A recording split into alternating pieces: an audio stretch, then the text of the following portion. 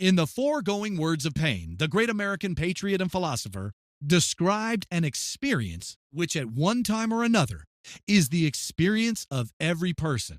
Who is there so unfortunate as not to have received positive evidence that thoughts and even complete ideas will pop into the mind from outside sources? What means of conveyance is there for such visitors except the ether?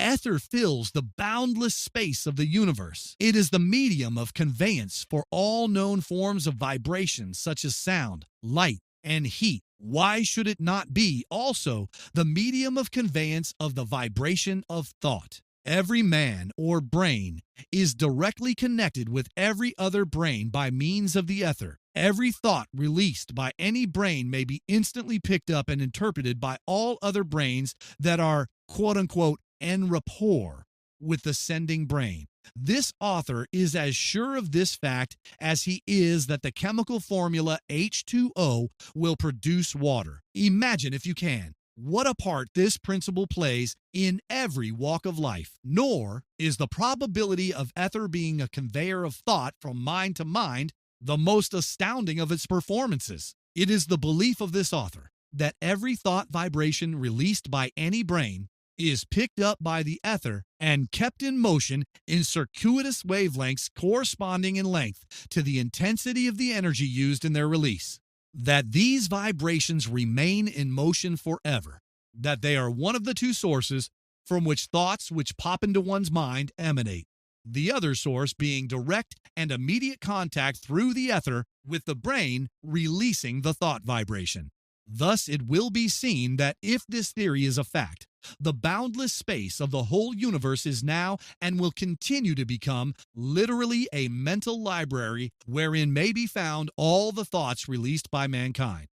The author is here laying the foundation for one of the most important hypotheses enumerated in the lesson of self-confidence, a fact which the student should keep in mind as he approaches that lesson. This is a lesson on organized knowledge. Most of the useful knowledge to which the human race has become heir has been preserved and accurately recorded in nature's Bible. By turning back the pages of this unalterable Bible, man has read the story of the terrific struggle through and out of which the present civilization has grown. The pages of this Bible are made up of the physical elements of which this earth and the other planets consist, and of the ether which fills all space. By turning back the pages written on stone and covered near the surface of this earth on which he lives, man has uncovered the bones, skeletons, footprints, and other unmistakable evidence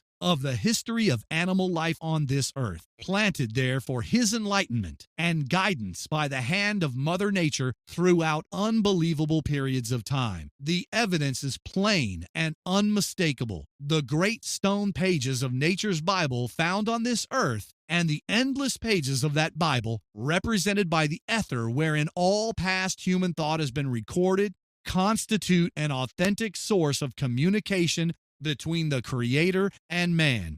This Bible was begun before man had reached the thinking stage. Indeed, before man had even reached the amoeba, the one-celled animal stage of development. This Bible is above and beyond the power of man to alter. Moreover, it tells its story not in the ancient dead languages or hieroglyphics of half-savage races, but in universal language, which all who have eyes may read. Nature's Bible, from which we have derived all the knowledge that is worth knowing. It is one that no man may alter or in any manner tamper with. The most marvelous discovery yet made by man is that of the recently discovered radio principle, which operates through the aid of ether, an important portion of nature's Bible. Imagine the ether picking up the ordinary vibration of sound and transforming that vibration from audio frequency into radio frequency, carrying it to a properly attuned receiving station and therefore transforming it back into its original form of audio frequency, all in the flash of a second. It should surprise no one that such a force could gather up the vibration of thought and keep that vibration in motion forever. The established and known fact of instantaneous transmission of sound through the agency of the ether by means of the modern radio apparatus removes the theory of transmission of thought vibration from mind to mind from the possible to the probable. The mastermind. We come now to the next step in the description of the ways and means by which one may gather, classify, and organize useful knowledge through harmonious alliance of two or more minds, out of which grows a mastermind. The term mastermind is abstract and has no counterpart in the field of known facts except to a small number of people who have made a careful study of the effect of one mind upon other minds. This author has searched in vain through all the textbooks and essays available on the subject of the human mind, but nowhere has been found even the slightest reference to the principle here described as the mastermind. The term first came to the attention of the author through an interview with Andrew Carnegie in the manner described in Lesson 2, Chemistry of the Mind. It is this author's belief that the mind is made up of the same universal fluid energy as that which constitutes the ether which fills the universe. It is a fact as well known to the layman as to the man of scientific investigation that some minds clash the moment they come in contact with each other, while other minds show a natural affinity for each other.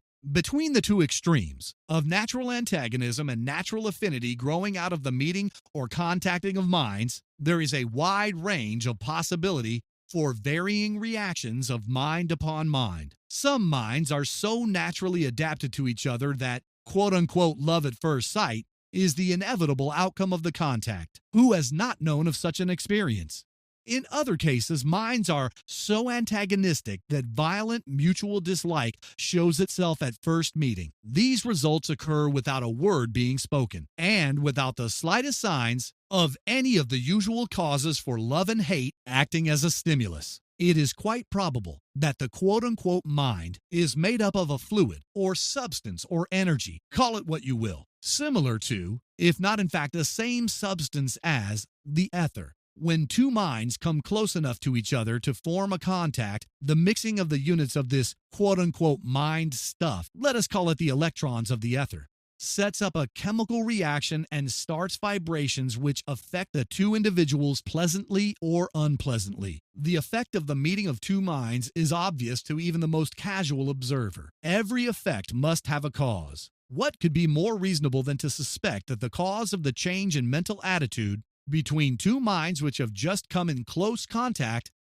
is none other than the disturbance of the electrons or units of each mind in the process of rearranging themselves in the new field created by the contact. For the purpose of establishing this lesson upon a sound foundation, we've gone a long way towards success by admitting that the meeting or coming in close contact of two minds sets up in each of those minds a certain noticeable effect or state of mind quite different from the one existing immediately prior to the contact. While it is desirable, it is not essential to know what is the cause of this reaction of mind upon mind. That the reaction takes place in every instance from which we may show what is meant by the term mastermind. A mastermind may be created through the bringing together or blending, in a spirit of perfect harmony, of two or more minds.